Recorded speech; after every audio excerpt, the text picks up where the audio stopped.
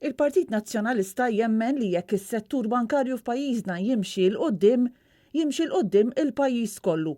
Għalhekk jeħtieġ li ngħaddu mill-eżam importanti tal-Manivel u li pajjiżna jerġa' jakkwista reputazzjoni tajba.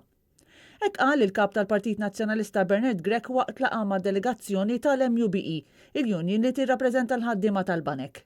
Matul il-laqa Bernard Grech qal li l-Partit Nazzjonalista irid li jisma' u jara fid-diffikultajiet li jinsab għaddej minnu s-settur bankarju sabiex l-oppożizzjoni tkun ta' spalla għal dan is-settur importanti għall-ekonomija, għall-operaturi u l-ħaddiema kollha f'dan is-settur. Dan meta pajjiżna qatt irid jgħaddi mill-eżami tal-Manivel li jista' jkollu impatt kbir fuq eluf ta' impjiegi taż-żgħażagħ u tal-professjonisti.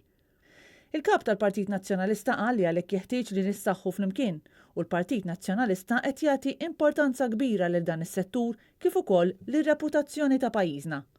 Insista li l-Oppożizzjoni hija determinata li tara fis-sinjali ta' żminijiet u brieda qawwija tfittex is-soluzzjonijiet għal problemi kbar li l-koll qed inħabtu wiċċna magħhom.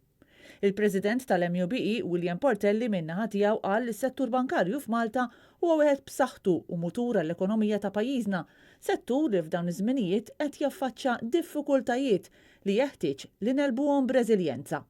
Huwa qal li l-ħaddiema fis-settur bankarju jifhmu l-importanza tal-korrettezza, l-integrità u l-kontabilità u għalhekk huwa importanti li ngħaddu mill-iskrutinju tal-Manivel u nakkwistaw lura ir-reputazzjoni tajba. Għal din il-laqgħa l-kap tal-Partit Nazzjonalista Bernard Grech kien akkumpanjat mid-deputati Mario De Marco, Claudio Grech u Cristi De Bono flimkien mal-kandidat nazzjonalista Jerome Caruana Cilja.